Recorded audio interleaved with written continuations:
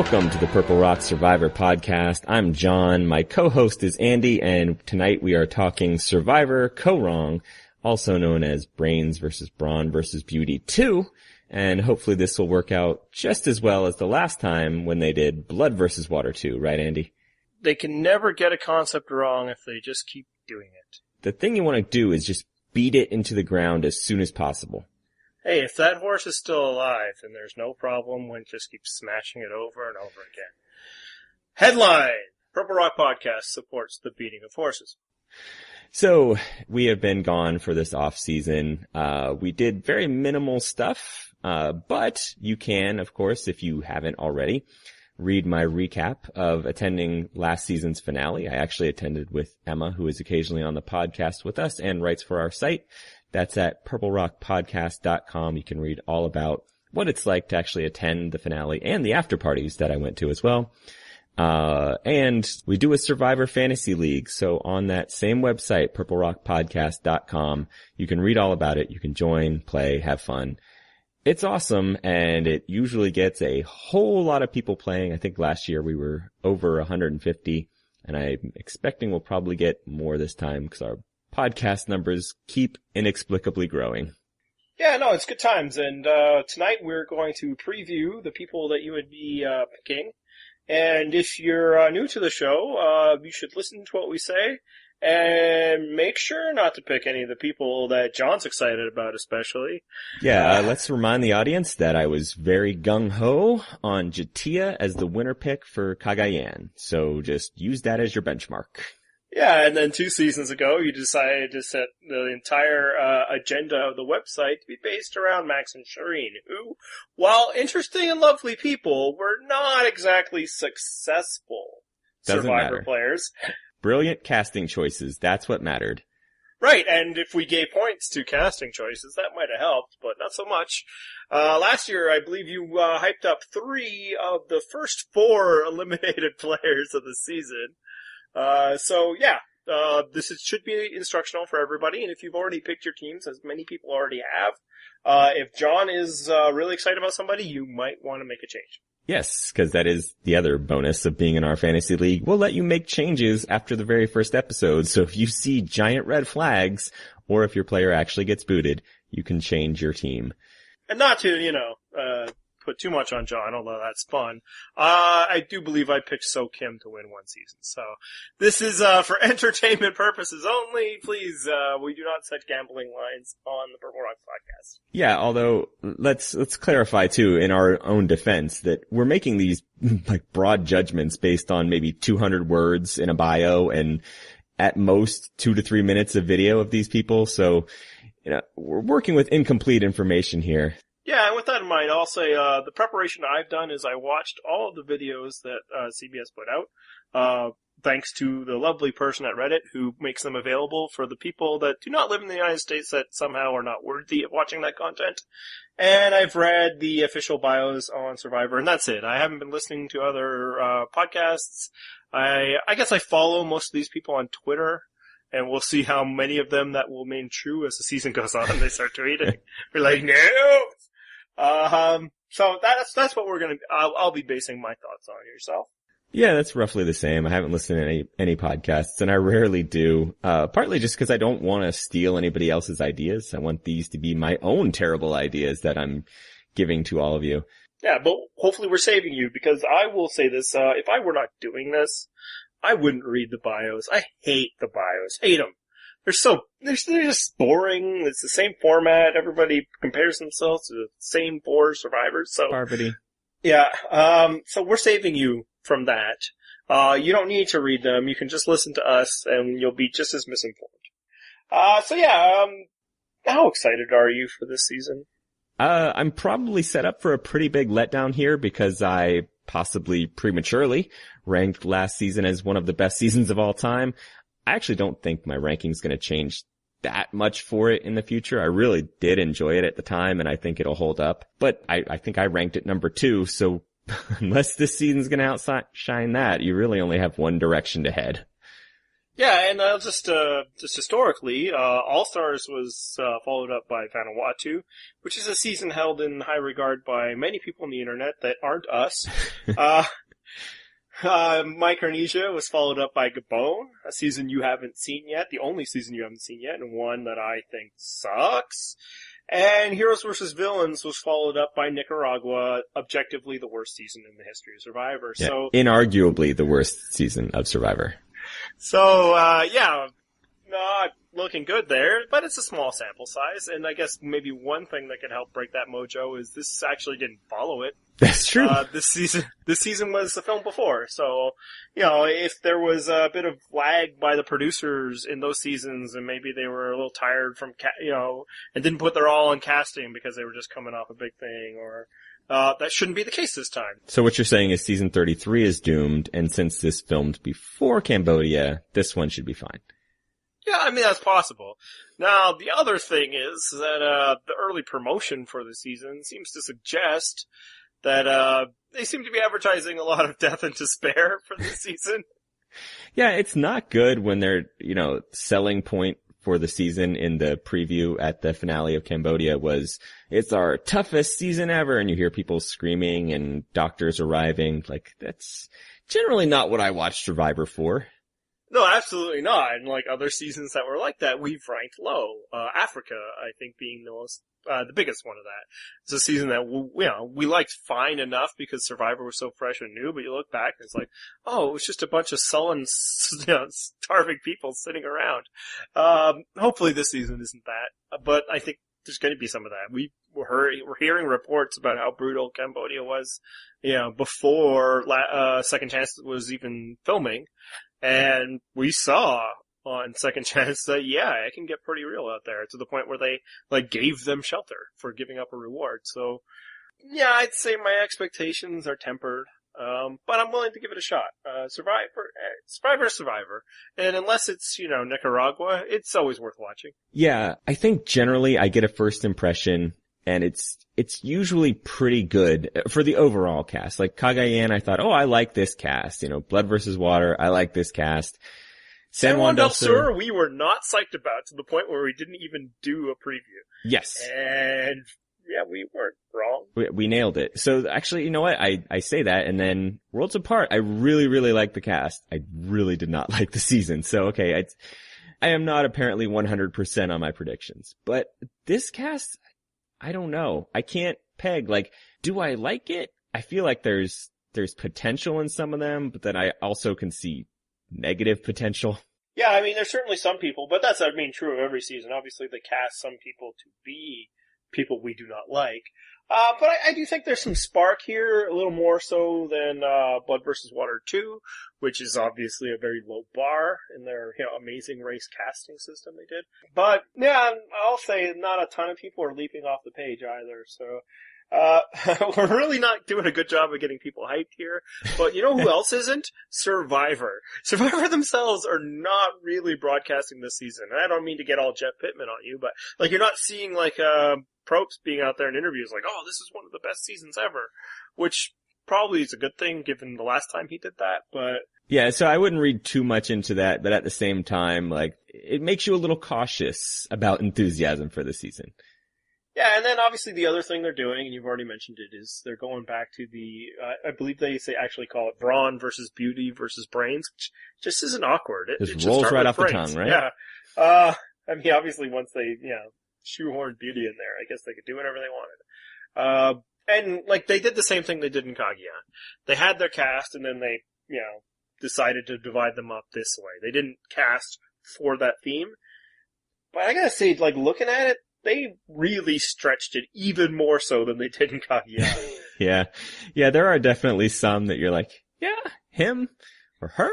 Yeah, and they did that bit in Cagayan, it was are those really that attractive of guys? I mean, I guess one of them was a model and all that, but, sure, okay. But even the brawny guys, the Brawn tribe is not as brawny as Cagayan was. With a couple of, obvious exceptions. Well, what's funny is to balance the tribes, they had to move people that were the clear fits for certain tribes into other tribes. Mm-hmm. So, yeah, we'll get to some of those though. We should actually start talking about the cast of this season at some point. Yeah, let's do it. So, we'll follow a natural progression and we'll go brains, brawn, beauty, because that's how it should roll off the tongue. That's right. Brains before beauty. And before brawn. So, let's just go alphabetical because it's just easier that way. Also, what a joy to start alphabetical because that means we're probably going to start this off with a fight because Aubrey is going to be first in line here. Yeah, am I correct in remembering that you were pretty excited about her? Yes. She checks off a lot of boxes for me. She's a nerd, which is always a plus in my book. She calls herself the love child of Cochrane and Sophie, which is a plus. I mean, I don't know how high I was on Sophie during South Pacific, but I've enjoyed her since then. She's a Brown graduate. I do like the Ivies. She does like the Harry Potter thing, another box that she checks off for me. So of the cast, she's definitely one of the 2 or 3 that I'm most excited about. And yeah, I can see you were like gearing up every time, just waiting for maybe some kind of rebuttal. Like, yeah, I'm out on Aubrey all the way. Yeah, and I knew it was gonna happen, so that's fine. Yeah, I think I was the last of our little group to just, start checking out the new cast, cause, I've never been that excited about new casts. I like to meet them when it happens, but now that I'm semi-professional amateur podcaster, I figure I have to do my duty. So I was like, okay, it's Aubrey. And yeah, no. I'll say, when I was watching her video, when she was just talking, like a person, like normal to the camera, I was like, okay, she seems cool. But then they kind of got into her, like, pre-recorded skits and stuff, and her... You're judging her on B-roll? Well, because of what she chose to do in B-roll a bit, yeah, and also when she was talking in there, and it was just so freaking precious. So I was like, no. And then I was like, I think I'm tired of the Survivor nerd that comes in with all of their plans of all the things they're gonna do. Oh, I'm gonna be like Greg Buis and make my coconut phone. And when she said that, I was just like, nope, next. Because this is like, I think Greg Buis was natural. You're just trying to, glom on somebody's shtick. And it just doesn't work for me. I've seen it before, and it just doesn't work. You can't come in with your planned material. Okay. So I obviously vehemently disagree there. I think that's part of like a, check me out, I'm an actual Survivor fan. I know who Greg Buis is, and she's giving call out to the other super fans. It's fine. I don't think she actually has a plan like, okay, so on day 3, I'm gonna grab a coconut and pretend to make a cell phone out of it. I don't think she's that contrived. I think she had to say something to the camera, and how dare you judge anyone on their B-roll, because there's some really heinous B-rolls in these season previews. You realize that all we have to do is judge these people on the videos on their B-roll, right? Not on the B-roll. Well, yeah, like from 2 people who were immediately out on Joaquin because he ran like he had a stick up his ass. Okay, yes, this is what we're gonna do. And her all little, oh, look at me, I'm a forest sprite and I have a Harry Potter wand. I was just like, nah, no.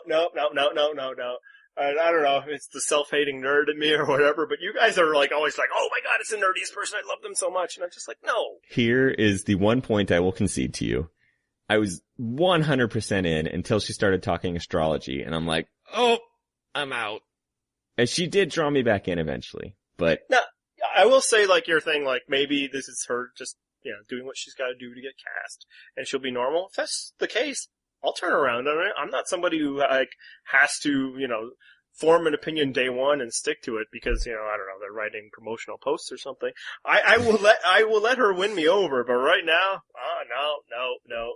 Her beguiling charm is lost on me completely. For the record, I'm able to change my opinion on those that I actually have to, because you may remember that I wrote at least one incorrect hype post at one point. Yes. He who shall not be named. That's right. Whereas I am, of course, the ultimate, front runner. I just like the people who do well at Survivor. Yeah. So I can't pick people in the beginning. So yeah, I'm not very excited about her, and also I do not think she will do well. I don't know how well she'll do, but partly because of looking at the rest of the cast, I'm trying to see who she fits in with. And it seems like most of them are already on her tribe, which is a good thing for the pre-merge stage. But once tribes start getting shuffled and the merge happens, that's where it's going to get a little dicier for her. Yeah, she would need to go into a shuffle, like in numbers or something. Right. But once you merge, she's probably the type that can run and hide, as long as she isn't annoying people with all her, look at me, I'm doing the Greg Buis phone thing. She'll just cast an enchantment charm on them and she'll be fine. And while you might think I'm being unfair, I'm literally using her words here. Like, I wouldn't suggest this about her if she didn't tell me to. In both her B-roll voiceover and her write-up on CBS.com. For the record, she's amazing. She's one of the top 2 or 3 of this cast. All right, let's move on to Debbie. Ugh. She of the fancy One Piece. Yeah, look at her swimsuit. Oh my god, rawr, it's got a tiger on it. I know, I mean, it's no, look at me, I'm a Harry Potter fairy. Exactly. It is not that. In that, I don't appreciate it. Everyone got really excited. Oh, haha, she's hilarious because she's wearing a tiger swimsuit. No, they probably just told her, hey, wear something weird because you're weird. And so she did. She's like, oh, I'll wear this tiger swimsuit that I found on the clearance rack. Whatever. She compares herself to Coach, which, first of all, who intentionally compares themselves to Coach? Because Coach's main quality, at least, okay, if you're talking Tocantins Coach, his main quality was lack of self-awareness. So you can't pick Coach as who you are, because if you're Tocantins Coach, you couldn't possibly know it.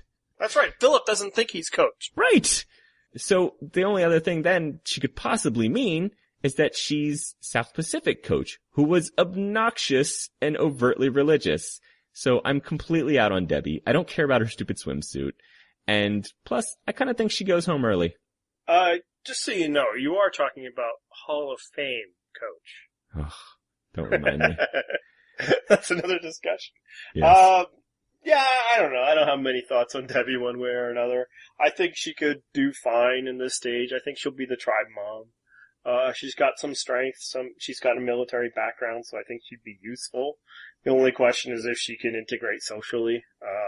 I don't think she'll be the first target, because I think somebody else will. So she'd be there, and then, I think we'll forget that she's there a lot. Right. So I'm going to disagree with you. I think she will be the first target, because I think she's going to have trouble fitting in socially with the rest of this group. So we were going to save this to the end of each tribe. We were going to pick who would be the first boot if this tribe goes to tribal council right away. But I'm ready to do it right now. It sounds like you are. Okay. Because I think it's Aubrey. You're wrong. It's Debbie. All right. So there we go. This is exciting. We got that out of the way early. Yeah. No need to build suspense for that one. I just think if you lose 3 days in, you take a look around, it's like, okay, well, Debbie's making us suffer, and, she's got some strength, and then this one's, telling Harry Potter jokes and can't lift anything, and we're a bunch of nerds, and we have no physical to spare. So that's why I'm doing that. Not just because I enjoy making you angry. I swear that's not it. I don't think it's it. Okay, I can't rule out that's it, right. But to be clear, you do enjoy making me angry, but that's not the reason for your decision. Right, I think it's a bonus. I just think that, if you just look at the tribe, she seems to be one of those people 3 days in, you'd be like, yeah, it's gotta be her. Okay. Well, see, I actually thought that you said that because the next person that we're going to discuss is also someone that you'd potentially consider a first boot when you go to tribal council. And that's Joe, who is 72 years old. And as we know, the elderly and the people of color tend to have trouble with, first boots in Survivor history. Wait, are we suggesting that Joseph Del Campo is a person of color? No, I'm not. I'm saying that he's one of those two categories, not both. Yes. Well, I think there's 3 categories. The other one is small women, right? That's true. Yeah. So that's the way I went. So basically, yeah, if you have a vagina, if you have dark skin, or if you have wrinkles, those are the 3 indicators that you might be going home first. Yeah, and God help you if you have all 3. I don't even know. Oh, you're doomed. Yeah, so Joseph is an old guy, but he's a hard-ass man. I'll say that. Yeah, let's just put it right out there. This guy is jacked. Yep. He's 72 and he's just ripped. That can't possibly be natural, right? He's gotta be taking HGH. So, what, him and Peyton Manning? Yeah, people are saying he's like the new Rudy, but looks like he could just... He could bench press Rudy. Yeah, easily. Squat thrust. Like, this guy, yeah, was probably pissed that he wasn't on the Braun tribe. Well, that's what I was alluding to earlier. Like, he's a clear fit for the Braun tribe, but they couldn't have a 72-year-old on there, so they moved him over here.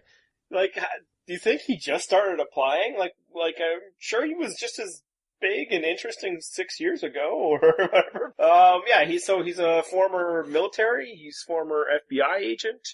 He's gonna be, I think, a hard case. And the question would be is if he's too hard. If he's like an annoying BB type. I guess BB lasted a bit though. Would he last like 9 days? Something like that. Yeah. He was, I think, the first boot of his tribe, but they didn't lose right away. Right. And that's kind of, I think he'll do well. He'll be a super hard worker at camp. But I don't know how well he will integrate socially.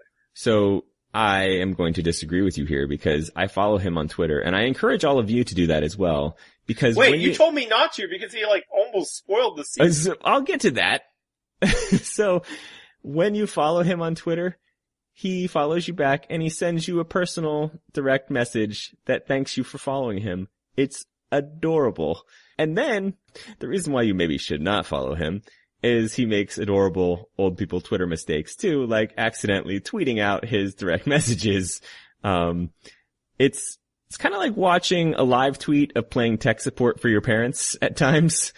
Yeah, no, I actually was following him, and I started reading. It's like, oh no, this is going somewhere I don't want to be. And so, abort. But, the fact that he struggles with technology doesn't suggest that he will do poorly in a, island environment. Frankly, he's not going to be surrounded by it on Cambodia, so... No, I mean, Aubrey will probably pull out like a BlackBerry Rock or something in her twee little fashion, but I don't think he'll have any time for that. She's the manic pixie dream first boot in your scenario. Tell me I'm wrong. I don't believe it. So yeah, I think he's one of those, like, he'll be working on shelter. He'll be starting the fire. And, as long as he's not annoying people, you'd be like, sure. Because you're not, like, as buff and old, as this guy is, you're still not really intimidated by him. No, and plus, like I said, I think he's, surprisingly, the impression that I get from him is that he's a, like, really nice guy. For someone that was an FBI agent and has a military background, they tend to be a little more hard-edged. He seems like a, social, friendly person. Yeah, I mean, even in his picture, he's got, a very natural, big smile going on. He's not, scowling at the camera like, oh, the kids these days, and them queers and stuff. But, and, I think the big red flag about whether he is insane or not is that he's from Florida. Yeah, he's a fellow Floridian, so I will be rooting for him because of that. But also because I like him. I mean, I hope he gets past the first vote or two because that's really what he's going to need. I mean, he's going to be an obvious target. Fortunately, there are some other obvious targets on this tribe, but if they're going repeatedly to tribal council, that's where it gets dicey for him. So I'm hoping he makes it past the first vote or two because I want him to go deep enough into the game. Yeah, no, my concern with him is with anybody, that's a little older and also from like a military, like a regimented background. It's just, they often don't suffer fools very well, and Survivor is lousy with fools. That is true. Fools can, take over, and they'll be like, this nut job, he doesn't deserve to be here. Well, deserve ain't got nothing to do with it, Grandpa. Well, see, this further supports, though, my, theory that Debbie's going home first, because if he's not suffering fools, I feel like he's gonna be like, alright, let's get rid of Tiger swimsuit over here. Nah, see, I think he'll bond with Debbie because she's a little older, obviously not in his age class, but still older, and she's former military. There's actually 4 former military in this cast, which is weird. Yeah, it's also lousy with former military. That's right. So I think that they would probably be the tribe workers, and they'd be the ones talking about, kids these days. Luckily, it's not that young a tribe, which is also why I think young Aubrey might be in some trouble. Yeah, she is the youngest of the group, but again, I still don't see it. I think that she integrates pretty well with probably Neil and Liz and maybe even Peter. All right, well, speaking of which. Yeah, let's move on to the next person on this tribe, Liz, who I did confirm we're not calling Elizabeth, we're calling Liz. She's getting a whole lot of love online already. She's Fishback's recruit, so I want to like her. I know you like her. Yeah, my wife listens to this podcast. I'm just gonna say, just earmuffs for a second, baby. Because, I might be in love with Liz Markham. Not really, but come on, she's like a super brainy quantitative strategist who looks amazing in a bikini and has like a girl next door smile. I'm all in, yeah. So this will be fun because I disagree with you. I really wanted to like her because of that thing that I just said. And, you would think like, I have an MBA. She's a quant. This should be like someone that I'm rooting for. But I watched her video and she seems really like pleasant and smart. And obviously, yes, she is a very attractive lady, but she's just not very dynamic. I just wanted to like play with my phone instead of watching the video. Like I wasn't all that thrilled to watch her on my TV. So I think she'll do fine, but I haven't seen anything yet that got me really excited to root for her. Have you been hanging out in Reddit so much that now you're just like, I like the characters, not the game bots? Just so you know, Chris from Vanuatu's the best winner ever. No. So I think I will, full disclosure here, I may also be slightly biased against her because I think quantitative strategy is mostly BS that's more responsible for self-fulfilling prophecies than anything else. So this is nerd infighting. Yeah, I mean, that's probably not a Survivor-related discussion to have on this podcast, but yeah, if you want to have that, you should have it with me on Twitter. But anyway, with Liz, I like her. I don't love her. I don't necessarily disagree with you. I don't know if she jumped off the page personality-wise, and that's why I like her, because you can have all your stupid kooks. I want people who can play Survivor. And yeah, I think you actually made a turn, which I think is actually good for this podcast, because it's probably less interesting when we agree on everything. But now you're like, oh, this person's kooky, this person's fun, this person, drinks whiskey and likes Beyonce. I like people who think that it seem like they might be good at a social game. And one of the key things about doing that is not being annoying and, being rational. Like, how exciting would Kim Spradlin have been for you? First of all, she's one of my favorite players ever. But she wasn't at the beginning. You were like, bridal shop, I don't even know her name. You don't remember any of this, but the rest of us will confirm that for you.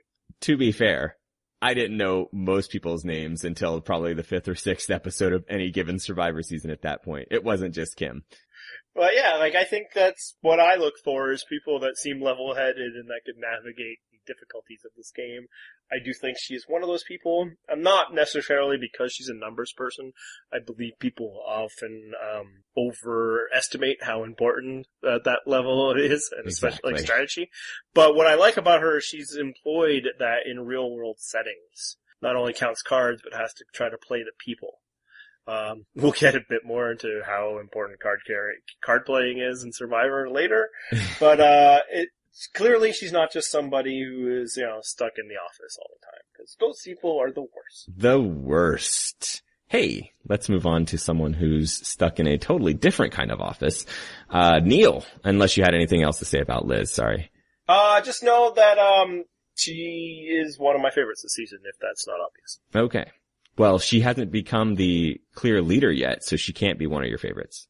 Nope, that's right. I can't be my favorite until it looks like you're going to win. Yeah, once she's running the alliance to the final 4, then she's your favorite.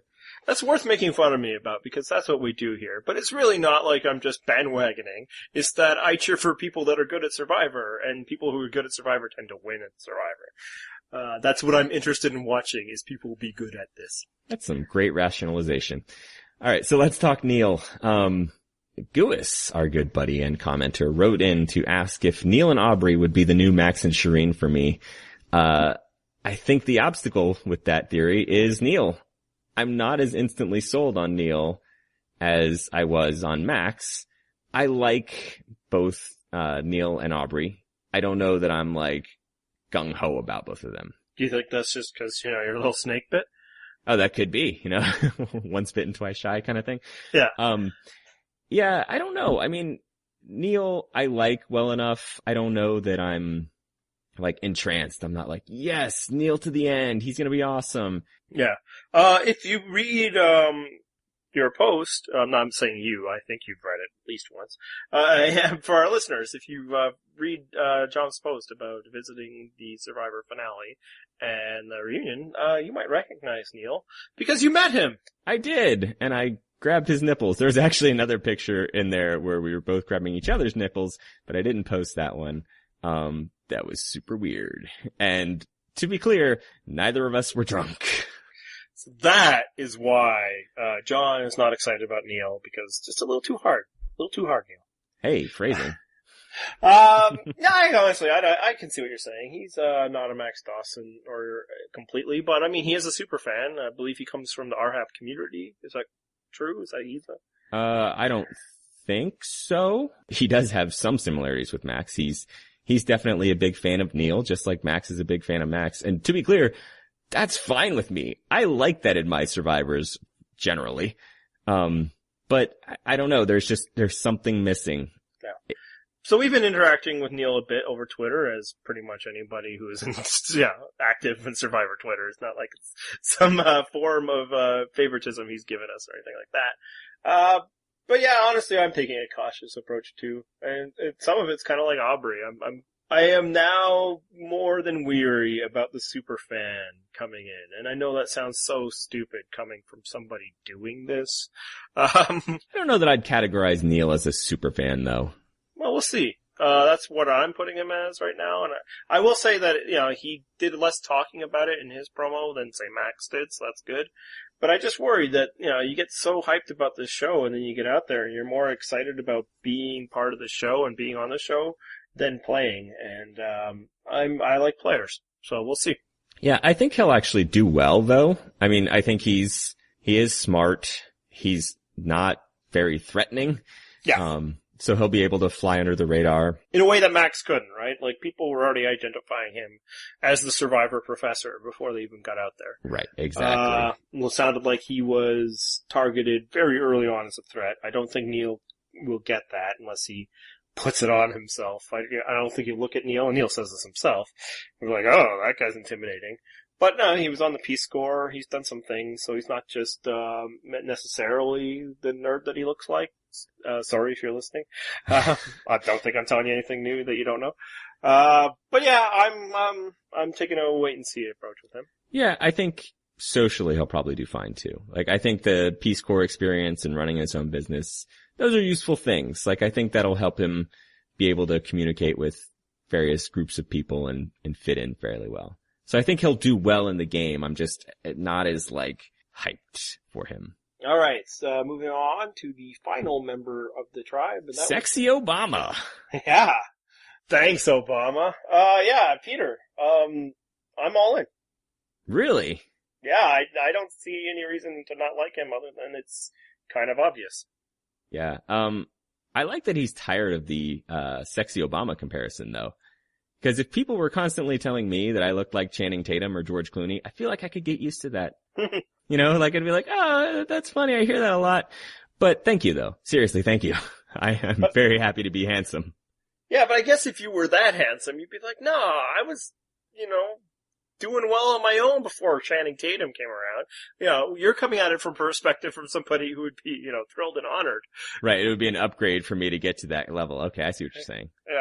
So that's probably it. He's like, come on, for years I was Sexy Peter, and now everybody just calls me Obama. Yeah, I think the problem that he might have, the reason why I'm not sold on him, is that he's an ER doctor. And, stereotypically, ER doctors might be lacking in some social graces. Yeah, but I didn't get that impression from viewing him. The video, he seemed like the most level-headed member of this tribe. I think they will naturally gravitate towards him. I think he will just be easily handed the reins of leadership, and not in a, threatening way. Yeah, I don't know. I mean, I feel like he'll want the reins of leadership because he'll just assume he should have them. Because, again, I'm just going off ER doctor stereotypes here. They tend to feel that they should be in control. So I think what will help is his Midwesternness. He's from Minnesota. He's not some lousy Floridian or anything like that. So I think he'll do all right. The worry is, of course, maybe old Republican types are put off by the fact that he looks like Obama. Well, there's at least one of those on another tribe that we'll talk about later. Well, there's probably one on this tribe, right? I mean, yeah. We don't know, but there are a lot of 72-year-old Democrats. In Florida, yes. Yes, there you go. And I guess, yeah, it's not like, once you hit 65, they make you change parties or anything like that. Right. No, I think he has, all the tools. I think the biggest threat is whether it's too overt. But I think, not necessarily on this tribe, but on other tribes, there will be more overt threats that he can, use. And I think this tribe will need him. Well, judging by the previews that we've seen about the conditions being so harsh, he might be having to stitch people up. Yeah. Touche. Yeah, I think he'll do well. I don't see him as the winner. All right. Well, no spoilers, but I certainly think he's a contender. Okay. And obviously, I think one of the reasons why people don't want to get into that is just, for one, you never get any excitement points by picking somebody who looks like a winner. It's always much more exciting to be like, oh, that's so Kim, I really think that Jatia is going to go all the way. But, if you look at some of our recent winners, they weren't exactly unobvious. Yeah, I mean, I don't know how much of a spotlight was on Jeremy going into last season, though. No, but and you didn't think highly of him. I thought he had a very good chance to win. Of course, I can always just say these things. You have no memory of them. That's true. You could be totally lying right now and be like, well, that does sound true. No, I actually did think he was going to. But, you wouldn't look at Jeremy and he's like, he can't win. He's like, oh, yeah, sure. And that's true. When going into his first season, we would have thought he was a good shot to win. Mike Holloway was not somebody to be like, oh, no way, too obvious. So, and I kind of just think that's the way Survivor's going. There's fewer surprise winners. There's fewer, underdog. Well, we're gonna get Joe to win this season, and he'll be the new Bob from Gabon. Yeah. How about that? That make you happy? No, not at all. So yeah, that's the tribe. Well, first time in Cagayan they did the Brains versus Brawn versus Beauty. One thing we totally nailed was that the Brains tribe would be a hot mess. Yeah, and it was like you could just see it from outer space. It was so obvious. And I gotta say, I'm not getting that impression here. I do think that they might be in a little trouble early, just because they seem to have the most dead weight physically, and early challenges tend to be physical. Although ending in a puzzle, so that could be a good equalizer. But what they don't have that tribe, what was the Brains tribe called again? Luzon. Appropriately. I know that because, yes. Luzon, you losers. Everybody in that tribe was some alpha that was gonna do it themselves. I'm here, I know what to do. In fact, in the preview, the one person I didn't completely get that vibe off of was Cass. So, whereas, I'm not, I don't feel like that's totally the way here. I think obviously Peter is an alpha. I think Joseph is an aging alpha.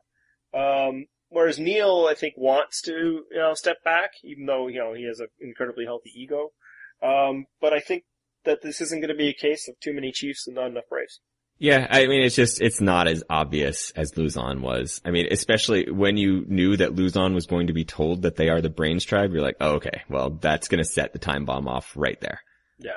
But I mean, just watching their videos, like Spencer was like an unmitigated ass. Tasha was just all about me, I like things my way. And Chatia, similarly. Garrett, come on, freaking Garrett. And then, yeah, I mean, David Sampson, you didn't know about, but I knew about. So yeah, it was just like, I couldn't see those group of people coming together as a tribe. This tribe I can, and I think it's because they'll fall in line behind Peter. Now, what could happen, is that the craftier players, are plot against him and use them as their figurehead. But I think that'll be what happens, early on. One thing I want to talk about, now is as good a time as any, is, the tribe who gets Angkor Beach is effed.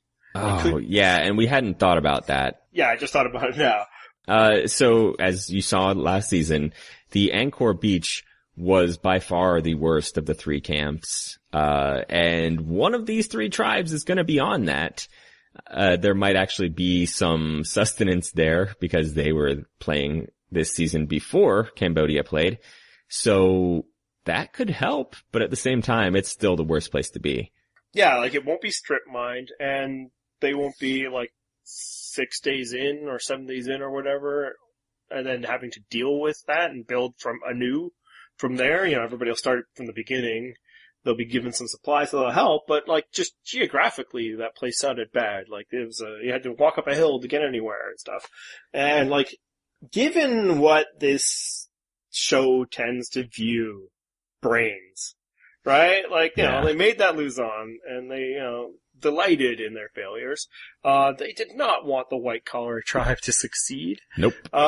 Could you see them doing that to the Brains? Yeah, I mean, the Brains is the most obvious candidate. The one tribe that they would definitely not do it to is Braun. Braun is going to be safe. They're not going there. Well, see, I was thinking, like, that might be the most fair. Like, Brauns are going to be the big worker bees anyway. Like, if they wanted a level field, that might be the one that you could handicap. Because I think they wouldn't want to do it to the Beauty, because what you want out of Beauty is them laying around, right? You don't want them working so hard for their survival. You want them sunbathing. And you want sexy, starving people. Yeah. So, you know, that could work. They could be sexy and starving and laying around because they're completely famished. Yeah. So, I mean, you and I won't notice because they're all beaches to me. I don't know. Oh, that tree reminds me of the scene. But people will. And that's just one thing to look out for, once people start talking about it. And probably just be people who were on last season. Be like, oh, wow, they'll let us know. We slept where they went to the bathroom. Oh no. So if you find out who was on Angkor, and especially if it was if the Brains tribe, you know, change your bets accordingly. I suppose. Right.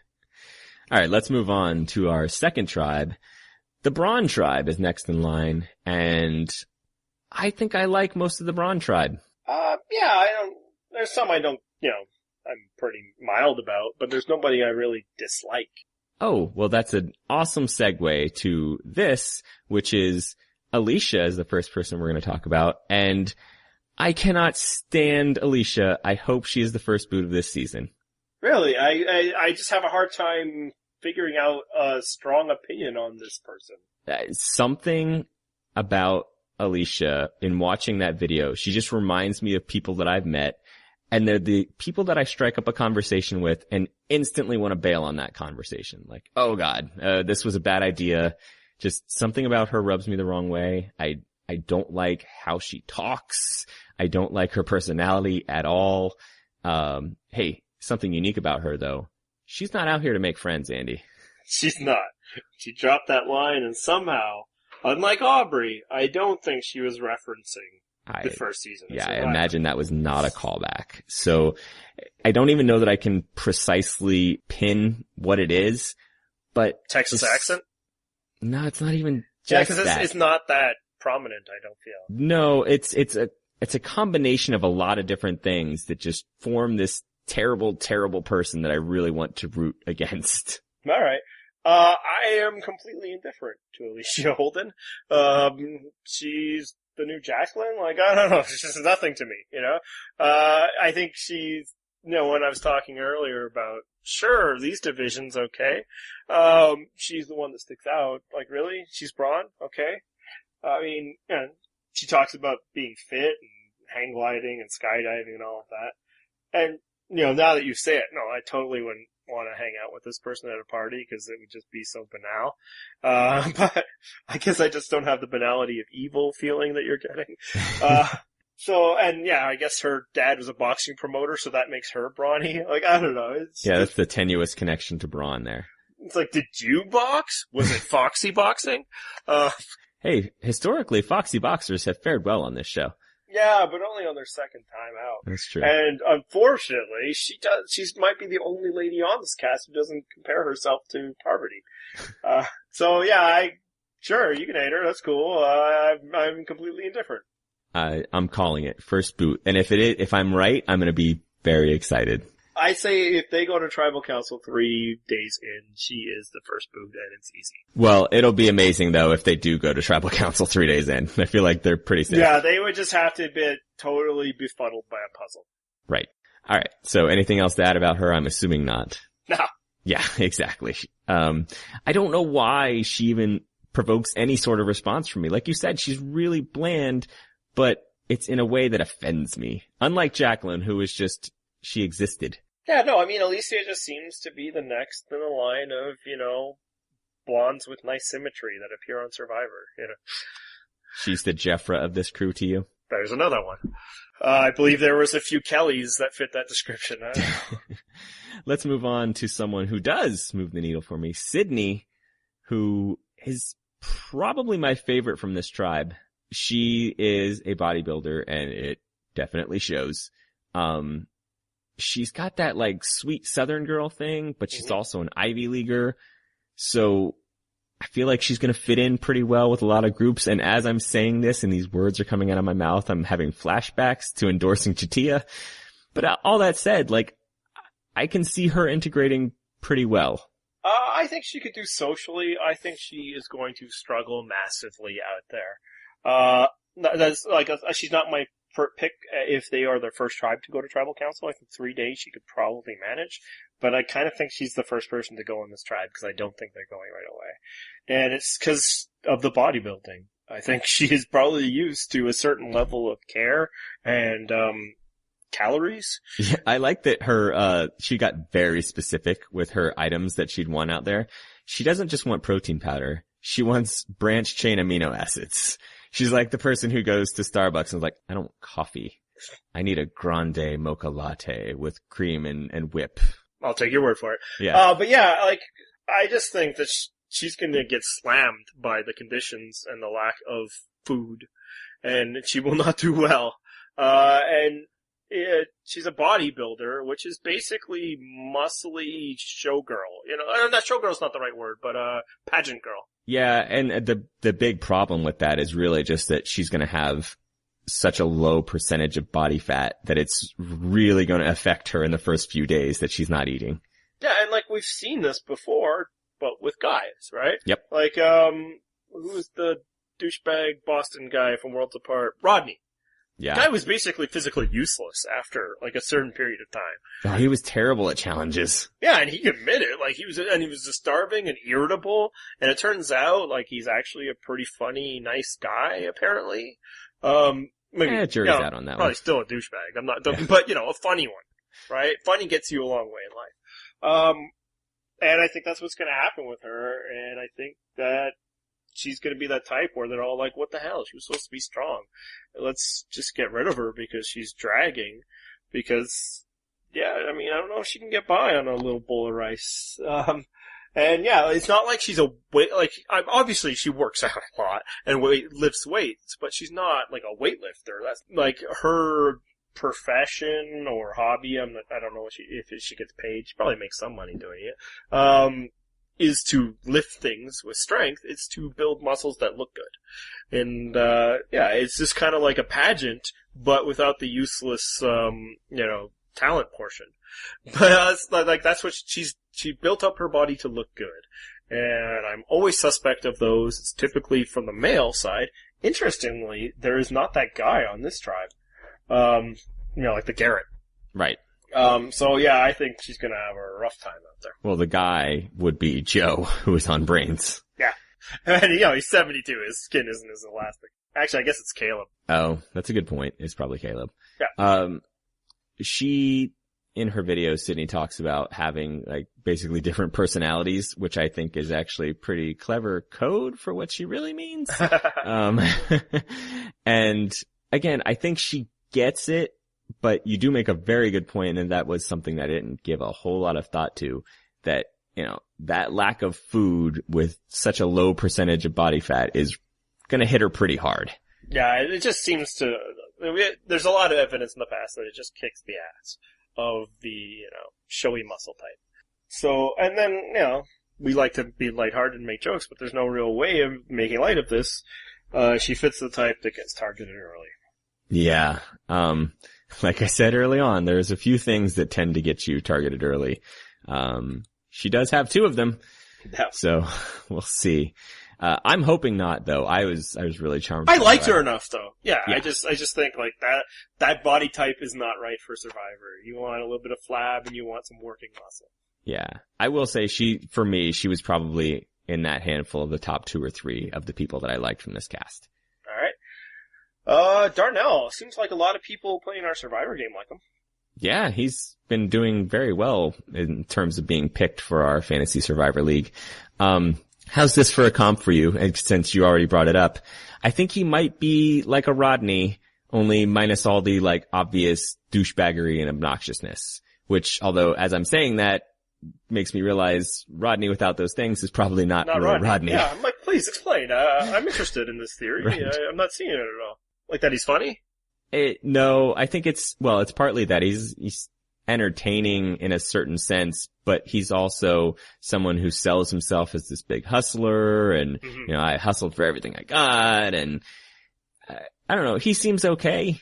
He made a, Sean Rector comparison in his bio, which is an impressive callback, and that, that implies that he's at least seen a few seasons of this show, but I don't think he's a Sean Rector. So do you think the people on our site, because, if you're following like the 7th most famous Survivor podcast out there, how dare you? I have seen the web stats. We are top 3.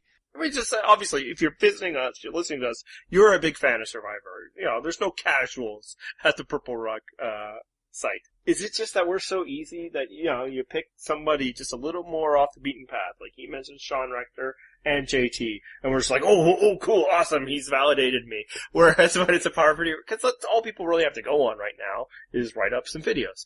And yeah, I'm just surprised by his popularity. Yeah, I'm actually agreeing with you. Like, I don't see it. I don't see what's giving him all the love. He's fine. Don't get me wrong. I don't hate him. I also am not super into rooting for him. He seems okay. Yeah. I'll let our listeners call me out for, I don't know, being subconsciously racist or whatever, but I was getting Dreams vibes off of him. Is that wrong? Is it bad that all the comparisons are not cross-racial? Yeah, well, yours aren't. I compared him to Rodney. Yes. I mean, I think in his bio he mentioned something about how he wishes he had a pack of cigarettes, so I wonder if he is our guy giving up cigarettes as he goes on Survivor. It could be. But yeah, just like, in this video he talks about he's, came from rougher circumstances and, he's learned to build himself up through that and, positives and all that. And that's what Dreams was like until, all of a sudden he made that dramatic shift. I get the impression Darnell's, more intelligent than what Dreams gave off. Not to suggest that Dreams was dumb. Dreams I think is fascinating.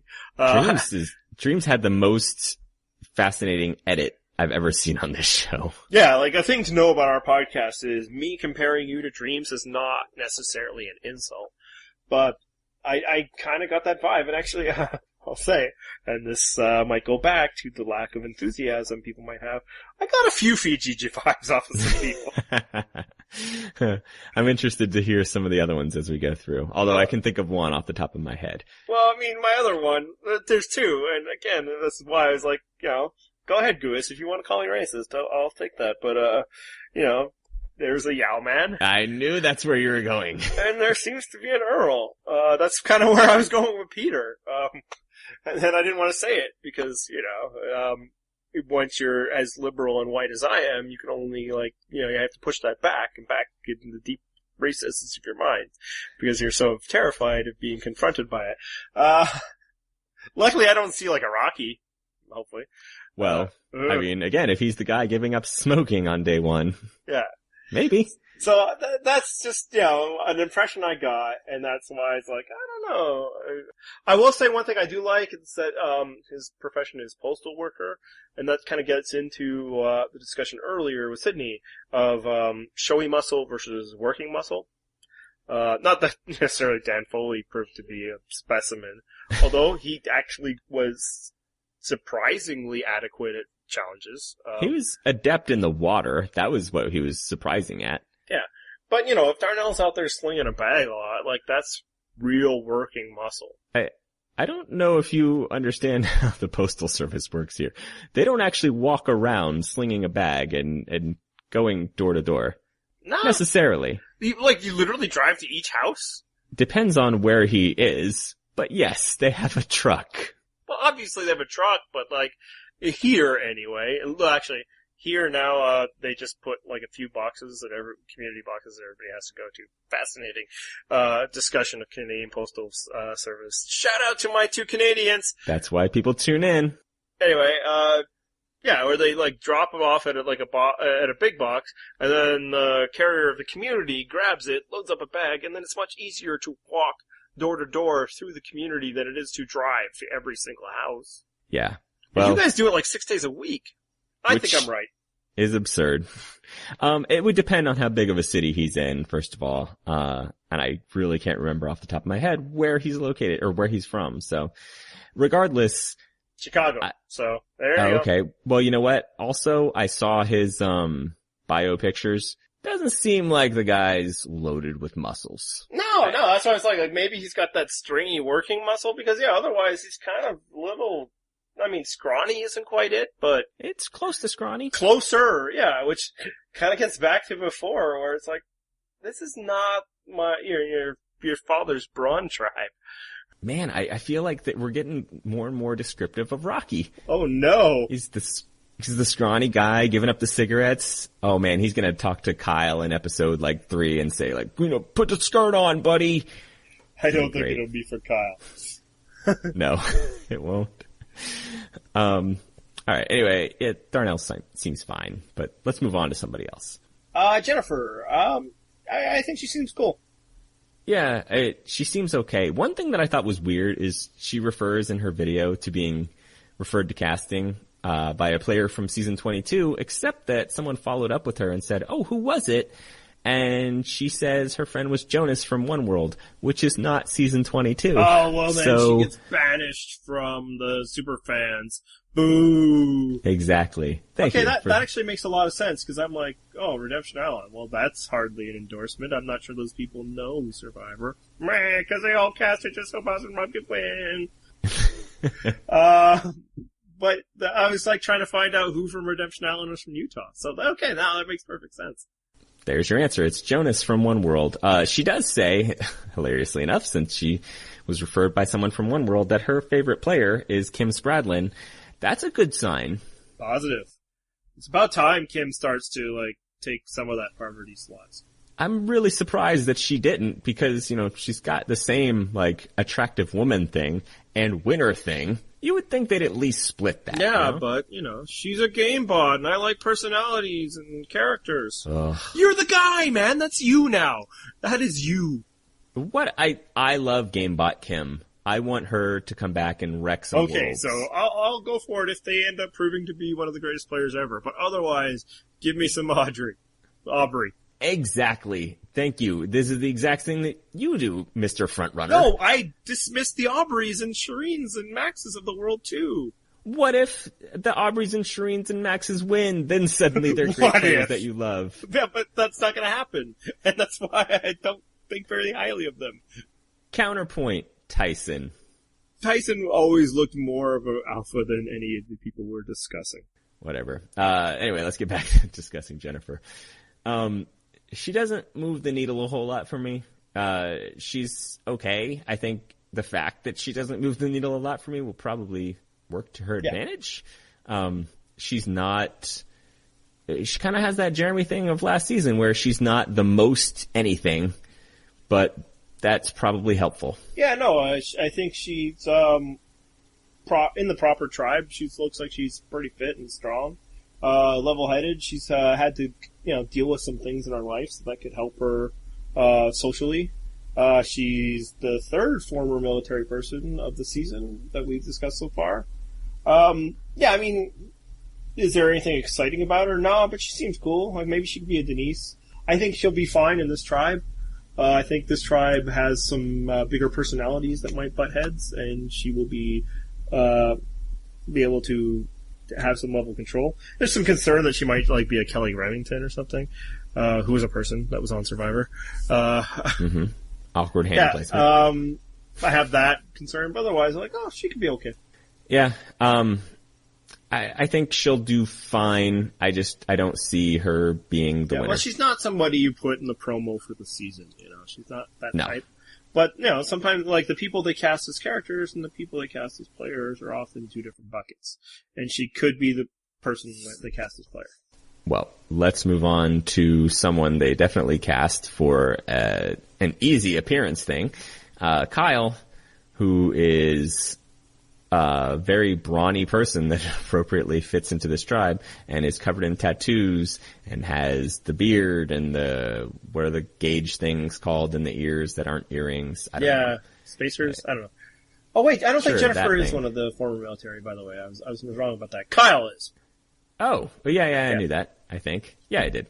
Um, Sorry. anyway, Kyle, I think he made a very valid point that a lot of the other people have very pretty muscles, but he has actual muscles.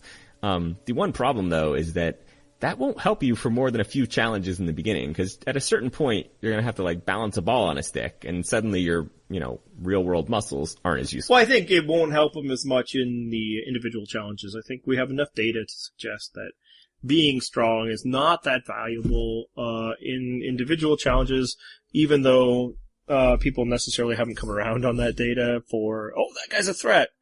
But I think it'll be very useful in the team stage.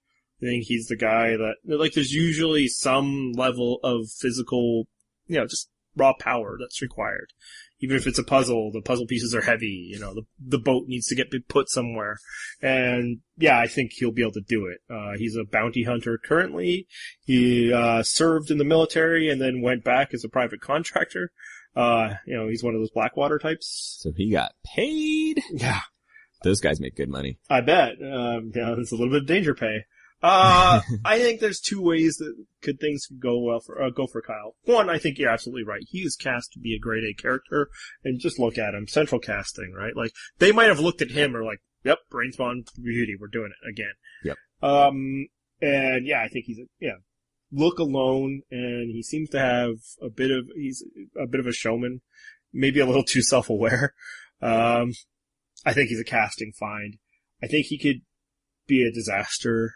He could easily be somebody that we grow to hate, but I think he'll be a big part of the story this season. I think he'll be a prime mover, whether or not that translates to be a good player. I'm very excited to get to disagree with you again, because even though I was a bit hesitant that he says he should emulate Russell Hantz, because I think you should never shoot for second or third place, I liked him. I got some kind of vibe from him where I'm like, yeah, you know what, this guy, again, who has not a whole lot in common with me, seems likable enough. Like, I wouldn't mind hanging out with this person. Also, he may have scored sympathy points from me because he mentions he wants to win the money for his autistic daughter, and, the dad thing. I'll be rooting for him. Yep. I mean, I don't know if he can win. I hope he does well, and I think you are correct, though. I think he's going to have some sort of role in this season's story. I'm actually looking forward to him. All my nattering there might not have made that clear. I think he will be interesting, and I actually, watching his video, I think I was like, I kind of like this guy too. Just the red flags are, as you suggested, not, he didn't just say he wanted to be like Russell. He said Russell's the only person that has ever truly played the game the way you should. And he basically said Russell didn't play hard enough. I wouldn't wait so long making things disappear. Yeah, so he's like planning to throw the socks in the fire right away. That's the sort of thing where I'd be like, nope, and not out of some sense of morality or anything. It's just like, that's stupid. Don't sabotage your own tribe, moron. That's a bad move. Yeah, so that is the red flag. And then the other red flag is on Twitter, he's not against making this season about himself. He's like, oh, I'm clearly the poster child of Braun, and he's right. So I shouldn't get too excited about it. And that's the flip-flop. He could be Russell Hantz, or he could be Tony Vlachos. Like, he's the type of player that up until Kagian, and really at the beginning of Kagian, somebody, was like, no, not that guy can't win. And now that we're in a post-Vlachos era, maybe. So I'm actually really excited, about Kyle. I want to see what he's got. Yep. Same. So let's finish off the Braun tribe here. Scott Pollard, last person on the tribe. It annoys me that it's like a slot now to have a former pro athlete in every newbie season. Even for Worlds Apart, they were supposed to have Willie Galt. Oh yeah? And then they replaced him with Tyler? Yeah, which was funny. Having said that, like, I don't mind the pro athletes being on. I just don't think it should be every season. But if they're going to do it, make them basketball players. I love the NBA. You love the NBA. And you know what? This keeps the dream alive that we're going to get Dikembe on the show someday. Yeah, so as possibly the only two Survivor podcasters / bloggers who follow the NBA, I guess it's our duty to inform people of what level of a pro that Scott Pollard was. You know, you and I were super excited when Uncle Cliffy was cast because, you know, 2-time All-Star, right? In the prime when we were following basketball in high school and stuff. Scott Pollard is not on that level. He was a bench player. He played 11 years. If you can be in the association for 11 years, getting them checks, you're doing something right. And even the 12th player on the bench can kick the ass of, you know, semi-pros elsewhere. But, I mean, he's one of those guys that was able to hang around because he's tall, and you can't teach height. He's a legit 6'11", so he will be big. There wasn't much to write home about his playing career. Apologies to our friend, and the only Sacramento Kings that we know. Yes. That's where he had most of his career. I mean, poor guy. He had to play in Sacramento and Indianapolis for the majority of his career. Could you imagine having to be in those outposts? Kings and Pacers. Ugh. And yes, those are shout-outs. But what he was known for is he's a bit of a character. And that's probably the selling point to casting here.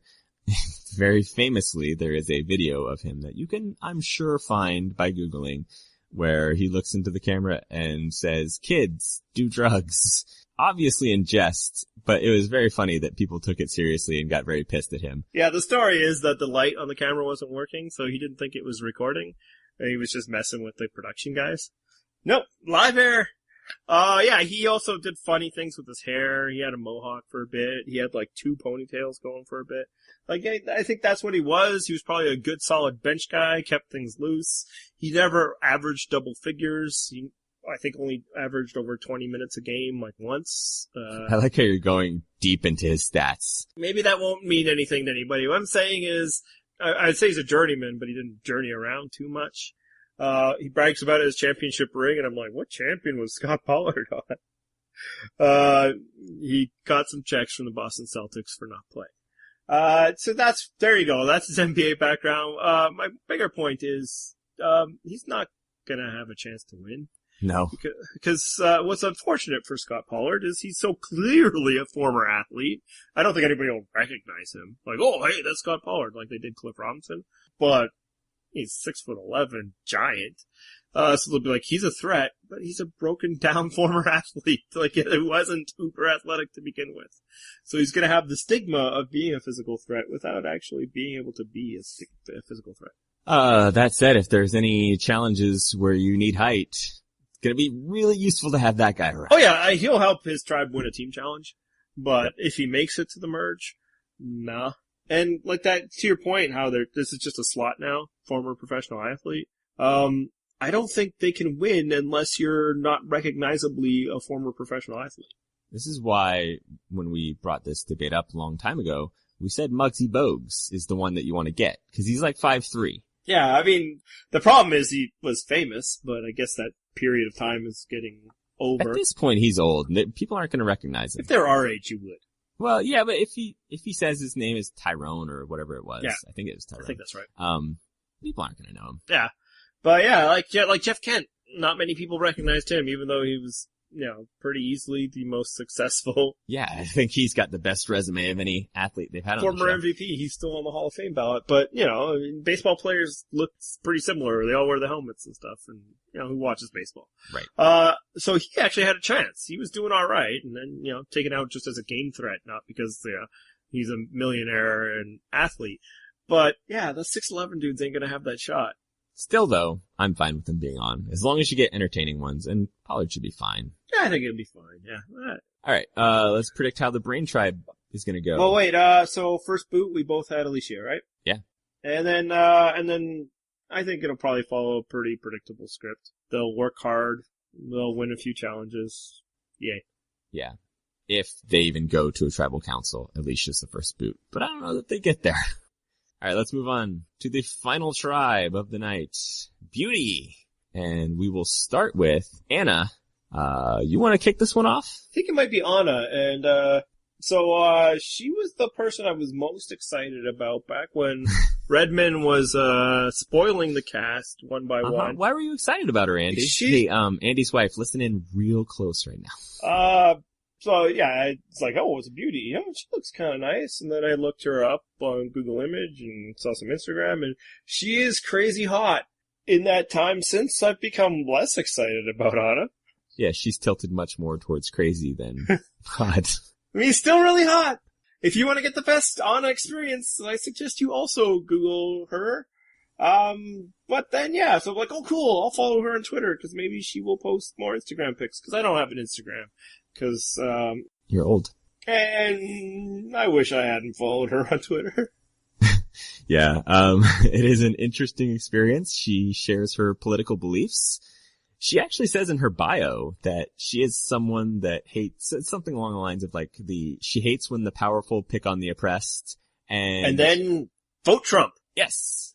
Yeah, and, you know, obviously she's not the first or last person, Trump supporter to have that cognitive dissonance.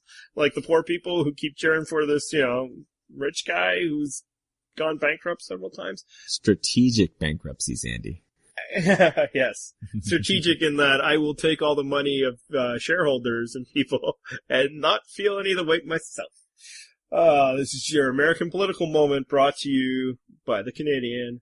Yeah. So, you had an awesome nickname for her. I did, and I realize now that it's probably going to be lost on like half of our audience because I just went off on Scott Pollard's basketball career. That's true, and I'm going to call her the Pretty Hate Machine, which was a Nine Inch Nails album, which again, half of our audience is probably like, who the hell is Nine Inch Nails? No, people are laughing and clapping, and it's fantastic. Yes, thank you. I'm bowing. No, I loved it. Because, yeah, it's not just, you know, vote Trump and all of that. She's all like, you know, oh, where's your gun control now, California? Now, she's not just, a very attractive woman.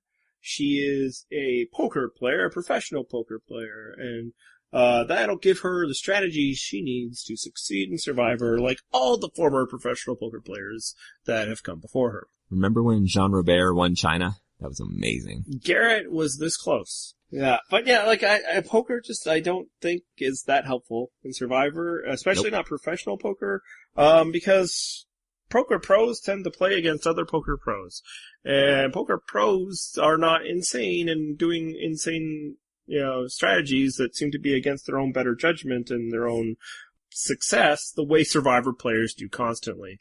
It's just a bad match. Just like chess. They're like, oh, I'm a chess player. Who cares? These people are like insane reality show contestants that are starving. You can't trust them to do that which is in their best interest. Yeah, they were cast not because they'll play the game well, but because they will make good TV. So, all that said, I think she actually should fare okay. Like, I think personality-wise, I didn't see anything overtly objectionable in her video. Or in her bio, really. It's only when you follow her on Twitter that you're like, ooh, that was a mistake. Yeah, and like, I think you're onto something here, and she, again, is not the first, nor will she be the last person who seems perfectly nice when you know them in real life until you start following them on social media. And then you're like, my Facebook feed, why are you doing this to me? So yeah, no, I think she could be fine. I think, yeah, she'll be like anybody else, overestimating the value of, poker, in her ability to do well. Yeah, I think she'll do fairly well. I think she'll fit in very well with the other women on this tribe, and that should suit her pretty well. And if she does well, then we won't see the hateable aspects of her, and I could, you know, enjoy that. But if she remains awful, then you guys don't have to get a repeat of us making terrible comments like we did with Morgan. Mostly you, but also me. No. Let's move on to Caleb. He is from Big Brother. I don't watch Big Brother. I know you don't either. So we don't have any preconceived notions of what he's going to be like. So again, all I have to go on is the video in his bio. And I was just really bored watching his video. What about you?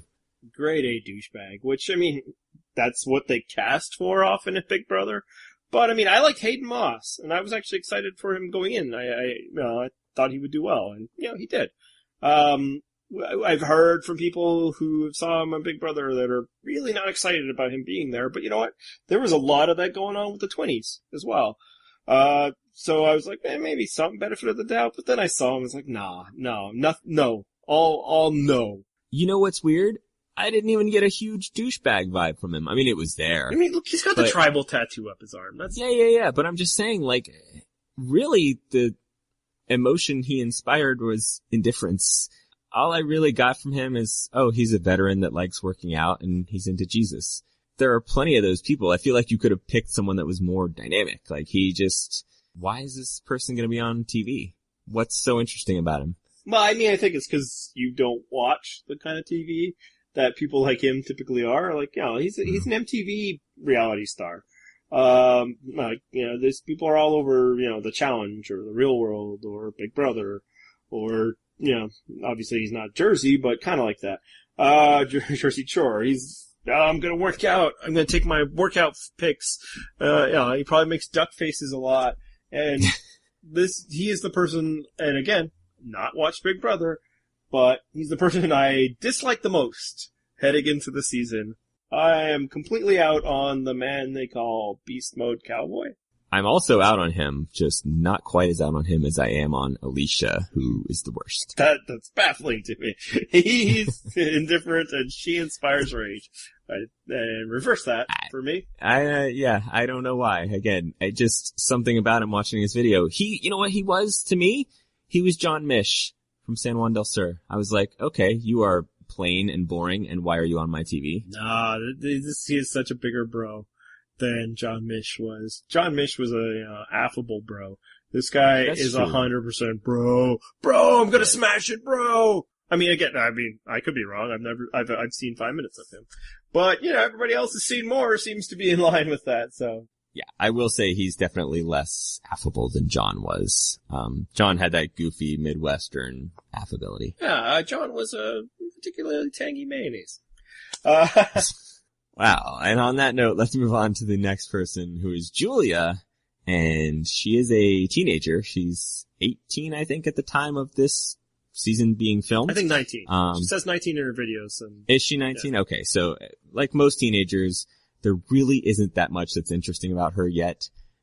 She thinks there is, as all young people do. Exactly. I get it. I mean, you seem really interesting to yourself when you're a teenager. I'm not saying she won't be interesting at some point. There's just, I mean, what all can you have when you're 18 or 19, you know? I mean, we have young listeners who right now are building with rage as the old men that they spend some of their time listening to or going off on their generation. We're not being like anti-millennial or anything. I bet amongst other people her age, she probably is very interesting. And, you know, I'm not particularly interesting and I'm older, so it's not like you just necessarily get more interesting. Exactly. It's just, yes. This is what life is, people. You accumulate experiences as you get older. And even if she is, you know, a really good, you know, young person, she seems like she's done lots of stuff. You're 19. I don't care. Like, and I don't mean in life, in Survivor. Yeah. 19, you can't do well in Survivor. The best you can hope for is to be Boston Rob's Natalie Tenorelli. You cannot get in front of a jury and convince those people that you, 19-year-old, fresh out of high school student, deserves to win. And the thing is, she compares herself to Natalie Tenorelli. She says that that's the Survivor she's most like, and the problem is she might be exactly right. Yeah. So, you know, pretty girl. Looks like, I think she did some volunteering in her life. She might be, have some substance to her. But, like, honestly, like, just wait. Like, don't even bother applying to Survivor, at least until you're into your 20s a bit. Because, I don't know, because I feel like it might work out well for her in that she could come back. Like Natty Tenorelli did? No, not like her. But if she comes back later on, you know, she's mid-20s at that point, everyone's going to perceive her as the 18-year-old dummy, and then she can play a better game. Yeah, I don't think she'll do well enough to inspire coming back. Like, I'm not even saying, like, wait forever. Like, 22. You'll still be hot at 22, Julia. Just wait. You can't win Survivor that young. Like, who's the youngest winner ever? It's Fabio, right? And the worst season ever? I thought it was Jenna. Right. Yeah, and that was... And Jenna was 21, 22 in that range. I know, and, like, I challenged somebody in 2016 to follow the Jenna doctrine and win Survivor. So, yeah, I mean, honestly, I just, like, haven't given much thought to Julia, because it's just, like, 19, and just, like, nope, sorry, you have no chance. your ceiling at 19 is probably second, maybe third place. Yeah, and like that's it's just from a survivor perspective. You're not going to get 6 people to respect you enough at 19 to declare you winner. So, no, sorry. Hopefully you're interesting, but I bet you are not going to get a lot of camera time. All right, let's move on. Michelle is next in line. One thing that struck me, I like that we're now getting to the stage where people are trying to out Harry Potter each other in their bios. And it's interesting that, the stereotypical Harry Potter fan is the one that's getting the nerd love. Whereas, Michelle's got it all up and down her bios. Oh, Harry Potter this, Harry Potter that. And people are like, whatever. You're too pretty to have enjoyed our nerd book. How dare you? I like Michelle. Although it's funny, just looking at her, she strikes me as someone that definitely has taken those, Charlie's Angels pose pictures with at least 2 girlfriends. Easily. And I'm guessing with the other 2 girls in her tribe already. Yeah. Even though none of us are old enough to have actually watched that show, I'm sure she's done that so many times. They might not know that it was a show. They remember that, Drew Barrymore and Cameron Diaz and Lucy Link. Anyway, the one thing about her is that I think she's got a charm that someone like Anna didn't have. She just seems a lot more friendly and likable. I think she's the outgoing person that people are going to want to hang out with because she just seems fun to talk to. And I think that's going to suit her well. I think she actually should fare pretty well in the game. I think, she could be the type that easily falls into, like, the alliance of power within whatever group she's in. She's somebody that's like, oh yeah, we could work with Michelle. We could trust her. And they'd, like, feel comfortable having high-level strategy discussions with her and allowing her to be a participant in a way that you're not going to let the 19-year-old girl do as much. Right. Whether she deserves to or not. One kind of warning signal for me is in her video, she does kind of push that the idea of her being a bit of a free spirit. And that type is usually an archetype given to a bit of a nitwit who she herself didn't give me a nitwit vibe, but if she is the free spirit of the cast, they'll give her some funny music and, she'll be like, and what it was is that, and here's the red flag for me, and usually when I, my ears tweak a bit, is when somebody's like, I'm here for the experience. And it's like, no, that's nice. I care about the people who are here to win. Well, with Aubrey, they put the little, goofy, wizardy music in the background. They so sure I think did. That's a bigger red flag. Yes, that's why I picked her not to be the first person to leave her tribe and the first person to leave this game. Just wrapping up with Michelle, I don't disagree with anything you said. It was just one little thing that had me concerned that if she is the hippie of the tribe, that could be a problem. Although I would say less so with this tribe. Okay, let's move on to the next person. Actually, I'll let you lead with this one because I feel like you have good things to say about this person. Nick. He is, the obvious alpha in that, he's the white CIS male of the group. How is that not Caleb? Cause he's the douchey guy. That, like, I don't know if you put, Caleb's our leader. He's the wild card. Nick is the guy's like, if they were forced to be like, pick your leader, would be like, well, it's gotta be him, because, society has told us. He's tall and brown-haired and has a chin. I think it's Anna. Oh, yeah? Yep. So at first I was just like, whatever. They cast Nicks every season and they rarely have impact. But there was a couple things that I actually really liked about him, and it started when he said that his job is a life coach, and then immediately said, life coach is kind of BS. Only people from 5 cities have life coaches. They don't have life coaches in Louisiana. He also called himself a cross between Penner and Courtney, which would be an amazing combination. But here's where I completely disagree with your opinion, because he is not either of those people. He is weirdly douchey, but not, it's an act. He's intentionally douchey, which is just weird. I think he's self-aware douchey. But, and he's ready to weaponize it. Is it worse to be a natural douche or to fake it? We'll see. I don't know. And I think it's one of two things. It's fun to say things in binaries, but probably not one or two. But it could really work for him. He's like, I listen better than people. That's what I do. And honestly, that's one of the best skills to have in Survivor. But I also think that he could come off, and he might be completely unaware that he does this, is like really intense. That he'll creep people out. He'll be Vetus. And I think that's a high potential. I also think because he's the guy you look at and be like, oh yeah, he's going to be our tribe leader or whatever, that he'll be that obvious target that Peter will be able to get people behind. So I think Nick will be fine. There's a couple things that interest me, but I think he's the obvious one that won't do well. Oh, you're all about this alpha male dynamic. Because they've been doing well lately. The period of the beta is over. You can keep trying to find your underdog dark horses, but tell me the last dark horse to win Survivor. Natalie. What they knew about Natalie going in was that she was a loudmouth, that she's like CrossFit. The only reason why you couldn't predict Natalie to win is because you would have to have decided that one of, this twin over that twin, which was impossible. All right, let's get back to talking Nick. He is a former Survivor blogger. I read his blog about is he the R-half one? Yes, okay. He is. He wrote a blog about Cagayan, and I read it, and it was freaking terrible. Wow. It was, yeah, I know, right? Yeah, that's not just jealousy. It was objectively terrible. He actually wrote a whole big section on how listening was super important, and then that was a big talking point in his video.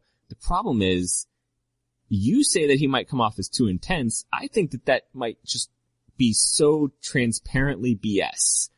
People are going to know that you're not actually listening to them. Well, that's what I meant by intense. I didn't mean intense like in the Vince way, where it's genuine, that you're just this weirdo. Yeah, I need to smell your hair intense. It would be, transparent.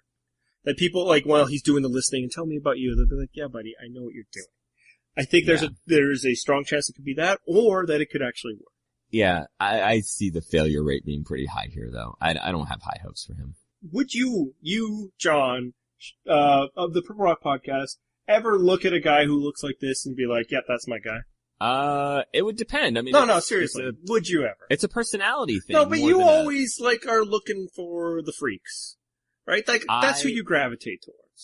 I liked Mike in Worlds Apart. I said he was like a puppy dog, and I really enjoyed him. Yeah, I really enjoyed your hype post about him. Oh, wait. Well, and that turned out to be because Mike, unfortunately, wasn't active enough on social media, so I picked someone else that I really regretted.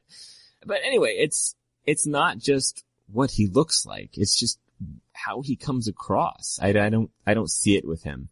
I'm hoping he's going to be a very early boot. I don't know that he will be because they might need him physically. I think there's very little chance that he will. Oh, I'm so hoping he's second boot now, right after Alicia. I mean, just to prove you wrong. Yeah, well, I mean, again, you've have a long history of success in picking winners. Yeah, nailing it.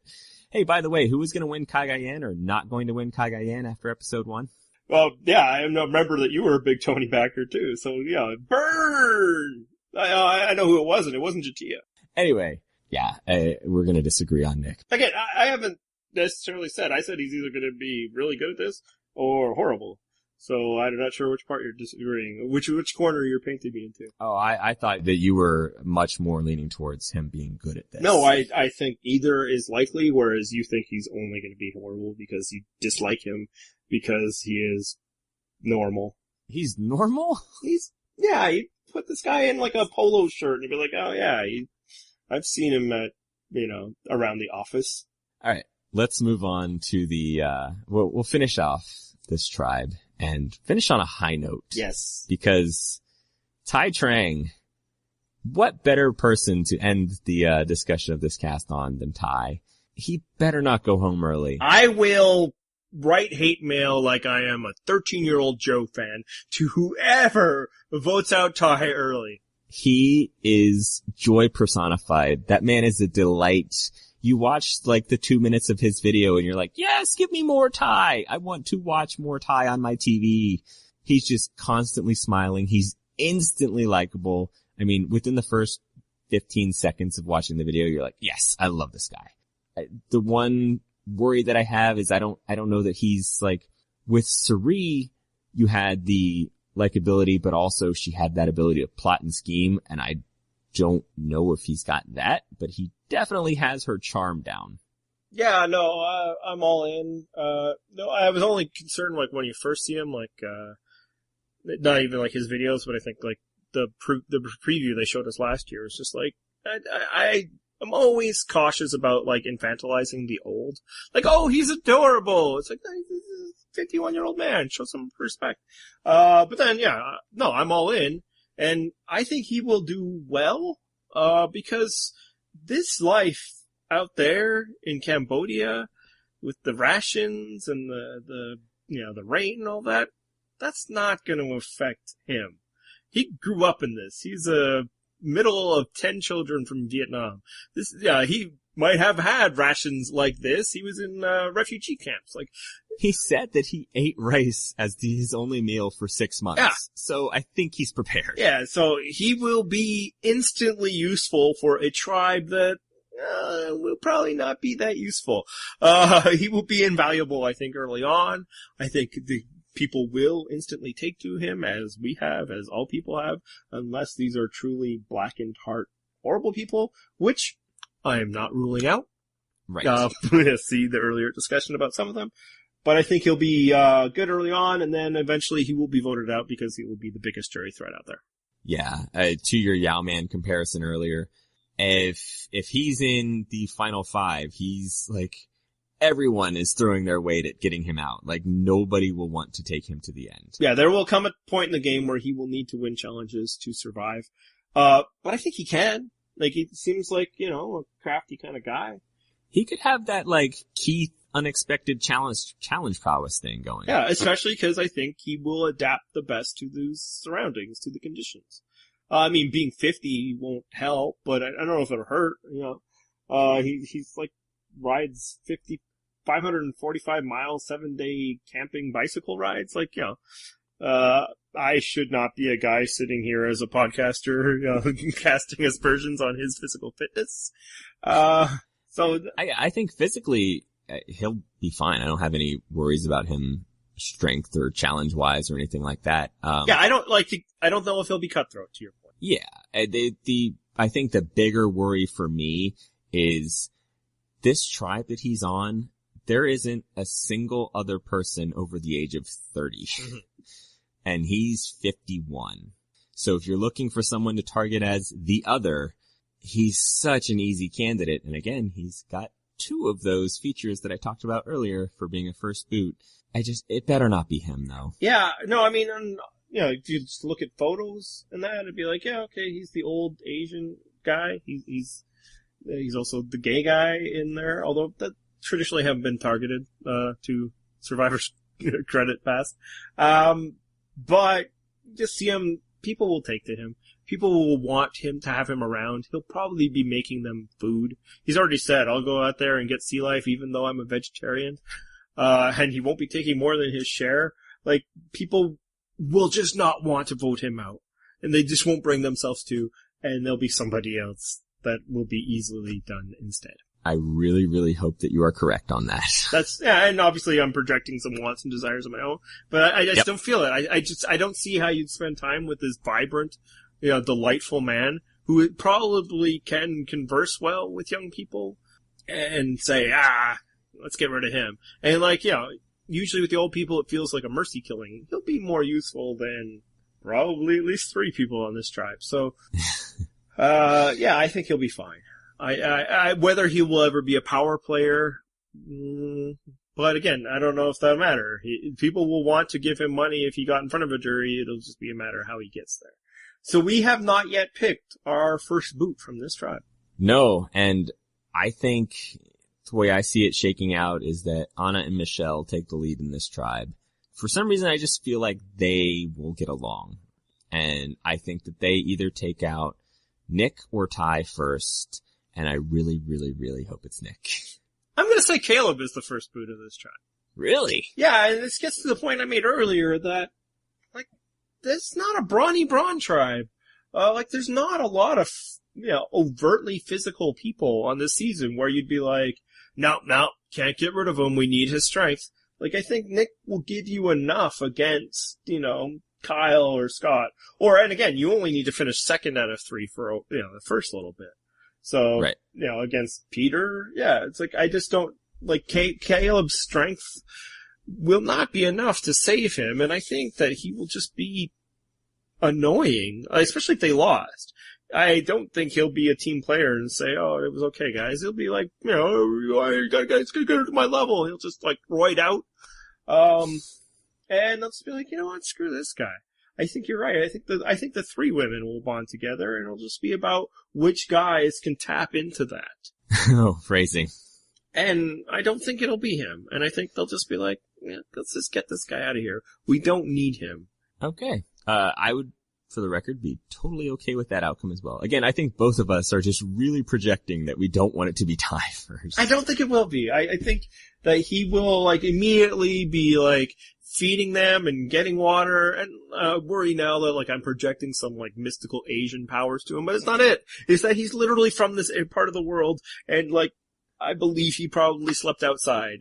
He literally says that he survived on rice rations. I think people will just, why would you want to take that away from your camp? Especially because I think the other people will be kind of lazy asses, because it'll almost be self-fulfilling. As soon as they know they're the beauty tribe, they're like, oh, we can't do work, just like the beauty tribe before, just like the no-collar tribe. There's so much of Survivor is almost just like you fill the role that they want you to do. And they wouldn't want to get rid of the one guy that's working around camp. Yeah, we've talked before about whether production interferes with the season. Interfere. Go ahead. Yeah. Just do something to keep Ty around. Well, the interference is just they plant seeds in your head through constant repetition in interviews. Yes. And that's fine.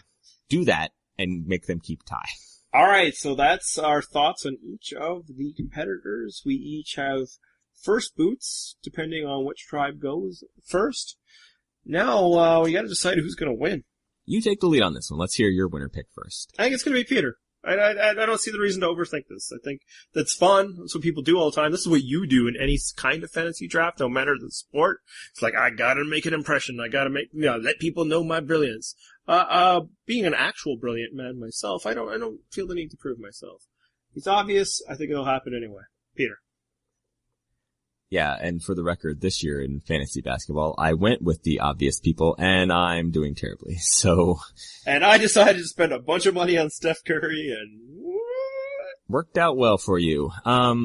So, my winner pick, I'm gonna take Michelle. She's 24, which is fairly young for a winner, but I'm guessing the bulk of the jury is gonna be younger people anyway, and I think that she can connect with both the, more outgoing types and the nerdier types.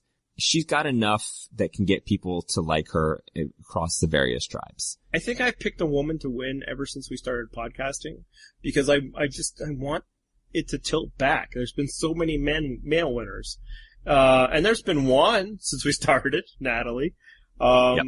But I'm tired of fighting it. That's why another reason, If I was picking a woman, I might have, just thrown all my weight behind Liz. But, I'll wait for Survivor to tilt the axis back. My one-man campaign to, balance the sexes has not been working. Well, supporting evidence for it potentially being a woman, Survivor hasn't promoted this season very much. Well, maybe it's Peter because he's an Earl Cole type. And they don't care for, calm, rational people winning Survivor. It wasn't their, Big Brother import. It wasn't their, Kyle, bearded guy. It wasn't their crazy swimsuit tiger woman. Exactly. It's Peter. Dr. Obama. Alright. So, there's our winner picks. We're going to quickly touch on some things that may or may not be mildly spoilery. If you've seen any sort of actual CBS-related releases about the season, you've heard this information. But if you're the type that is super into avoiding any discussion about the actual season that might have already leaked out, then now would be a good time to stop the podcast and go to purplerockpodcast.com and check out our website and our content there. But for those of you still listening, let's talk about the things that CBS has already mentioned, one of which is that there are going to be some very difficult medical conditions on this season. Yes, so this was in the preview at the finale. We kind of briefly touched on it at the beginning, that they're promoting that there's going to be evacs. That's not a good sign. And Mark Burnett has gone on record in interviews saying that there are evacs, plural. Again, we don't truck in spoilers, but if the official representatives of the show put it out there, it's fair game for us. So we thought we might try to predict who those will be. I was thinking just each one pick. And as a reminder, there's no real rhyme or reason to this. You know, previously evacuated people include James, Mike Scoopin, Russell Swan. So it's not like it's always just like the weakest person, but, you know. Or the old. Yeah, the old, the frail, you know, anything can happen. But given that there's multiples, I'm willing to try and stereotype a bit. Okay. Well then, go ahead. Stereotype away. So one reason why I didn't think Joseph would be in trouble the first few booths is I think he's an evac. Oh. And it's not necessarily just because he's old. How I see it happening is I think that guy is going to push himself harder than he should. And that's the kind of life he lives. He's he's probably a guy who wakes up and puts in a good hard work every day. And he's never been lazy before. He's not going to do it now. And he will not take care of his body the way it requires. And normally, or especially at his age 72, under these pretty crappy conditions, I think there's probably enough evidence to suggest that Cambodia is not a good spot for this kind of game. I'm hoping that is incorrect, but I will go with Darnell. I'm gonna bet that the Brains tribe is safe. Like I said earlier, they've got an ER doctor on their team, so I'm sure Peter's just gonna go around sterilizing everyone, just peeing all over them. That doesn't work, by the way. Currently, it does not work. That's true. Both of our wives are in the medical field and have confirmed that does not actually work. But yeah, I'm gonna go with Darnell. Why? I don't know. It just seems like it's gonna be Darnell. And partly I think it's because the teaser that they showed had like a woman screaming or something like that to make you think that it was the woman being evacuated. I think that's probably the woman freaking out that, you know, Darnell got injured in some way, or some other male got injured in some way. So here's the thing. We could both be correct. Like, Yep. they've, again, evacs plural. I don't have the final numbers on that. Whether it's 2, whether it's 3, whether it's 5. But, he gave the final number. did he? Yep. Okay, well then 3. I'll stop pretending. Yeah, it's 3. I wasn't sure which source we got that from. Now, those people who are thinking, oh god, this season's gonna suck, there's 3 evacs. Well, there is a season where they basically medically evacuated 3 people that a lot of people think is the best season ever, so, you know. Yeah, the Micronesia defender of this podcast will say that, that was an entirely different situation. And, you know, to be fair to Micronesia, it wasn't just that 3 people left for medical reasons. 2 people also just quit. So what a fantastic season. Well, and so to your earlier point, that is proof that you can have a good season. That's what I'm saying. A great season, even with evacuations. Yeah. Now, I imagine when they were promoting Micronesia, they weren't all like, look at all these people dying. Probably not. That's true. I don't even know if they promoted that far out back then. So, that's the one, semi-spoilery thing. The other thing is they're doing something different with idols this season. Yeah, there's a slight twist with the idols where, 2 of them can be combined. If you happen to have, you know, say the Brains idol and someone else has the Brawn idol, you can combine them, and instead of being a typical immunity idol, it suddenly becomes an idol that you can use after the votes are read. The old Tyler Perry / Yule God idol. We looked up the odds on this, or specifically you looked up the odds on this, and it's pretty unlikely that anything actually comes of this. Yeah, maybe that's the one reason why they just went ahead and told us all of the twist of this idol, because it actually doesn't happen. Much like, nobody was caught, finding an idol during a challenge or something like that. And nobody, was fooled by fake idols with them making them look different last season. Basically I think for this to work is the same person has to find both idols. Because nobody tells people that they have idols anymore. And when they do, I don't know if it's ever come up that 2 people who had idols told each other. And that's when I look through it, it's just like, no, like Tony and LJ did not know each of them had an idol. Parvati and Russell, like Russell, so didn't know that she had an idol that he handed her his. Same with Reynolds and, Malcolm. And then Malcolm got 2 in the next round, and his teammates didn't know. So, like, that's what's gonna have to happen, I think, is the same person has to find both. And that requires moving around beaches, which will probably happen. There'll probably be swaps. But people are freaking out about this. Well, not everybody, but a lot of people are all like, oh god, they're making so many twists again, they're changing it, that stupid idol. It's like, just calm down, people. Yeah, the likelihood that it actually happens is pretty rare. I think when you looked it up, there was, 4, maybe 5 people that had ever had the 2 idols at once. Yeah. So the likelihood of it really having any sort of effect on the game is close to none. Yeah, and then once that happens, so then what's the play? If 2 people have an idol, I guess you, never play it until one of you gets the votes, and then you're like, hey buddy, can I get my idol?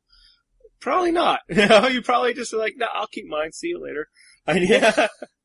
Exactly. There's not an incentive for you because unless you desperately need that person, it makes more sense for you to just keep your idol and save yourself next time. Yeah, you weren't voted out, so it's like this. Yes, it would help both of us if I were to give you my idol, but I'm only interested in helping me. Right. So the scenario for all of this to totally change the game and ruin everything the way people are worried about is 2 people would need to find the idol, come together, somehow become alliance partners, share the information. Oh, I have an idol. Oh, wow, me too. Which doesn't happen very often. Sometimes what's happened in the past is one person tells the other person they have the idol, and the other person's like, that is nice to know. And then they would have to be down numbers in such a way that you need to protect your alliance partner in order to move forward. It would have to be like us 2 against them. And then it's a benefit because it's like, okay, we don't need to guess and we don't both need to play our idols. We can just wait. But in that scenario, it would still be best for you both to play your idols. Yeah, it has the exact same effect as both of you playing your idols. Yeah, so I guess if there's 3 of you, and then it's like, okay, we can find out who it is. Because, yeah, and then here's the other thing people are so worried about. Vote splitting still breaks this. Like I said, we talked this over for a long time, and we couldn't come up with any actual iteration where it's going to have a profound effect on the game. If it does, it'll be cool. Like, people stop worrying about it. When new things happen on Survivor, it's cool. It's exciting. Because it would have to be such extraordinary circumstances, like a final 6 where no votes count. Yeah, so I wouldn't get too bent out of shape about it if you're the anti-Tyler Perry idol crowd. Which again, really, I think the power of the Tyler Perry idol in the history of Survivor has been exaggerated. All right, and let's wrap it up. As I mentioned several times already, you can find our website at www.purplerockpodcast.com. I don't even know why I threw in the WWs. We are on Tumblr, Andy. Where's that at? purplerockpodcast.tumblr.com. I don't know why I asked you, because you frequently get these things wrong. You can email us, purplerockpodcast@gmail.com. And then you can, of course, find us on Twitter. The show's account is at purplerockpod. That is usually me. You can also find me at purplerockjohn. Andy is at purplerockandy. And then we have 3 others that work with us at Purple Rock Podcast. They are Emma, Matt, and Mark. Just put Purple Rock in front of their names and you can find them on Twitter. But you can't really find Matt on Twitter. No, you can find that he has an account. You just won't find any tweets. Alright, so we got a new season of Survivor. This is exciting. Hooray. It'll be fun, even if it's not great. And you know what? It could be great, people. Let's not get too bent out of shape yet. But even when it's not, it's great to hang out and watch Survivor with other Survivor fans. Throughout the season, we will be doing live blogs. We will be doing fantasy leagues. I'm sure John will be doing something. And we have something excited and big planned coming soon. Keep your eyes open. Yeah, say March time frame. Marchish, we shall say. Hint, hint. Alright, so this has been a long one because, there's a lot of people. Yeah, had to go through a lot of different individuals and tribes and everything, but let's wrap this bad boy up. That's right, because I gotta go to America! Oh, welcome to the greatest country on earth, Andy. Thank you, I'm in it currently, and tomorrow I will be elsewhere. Hit the theme music.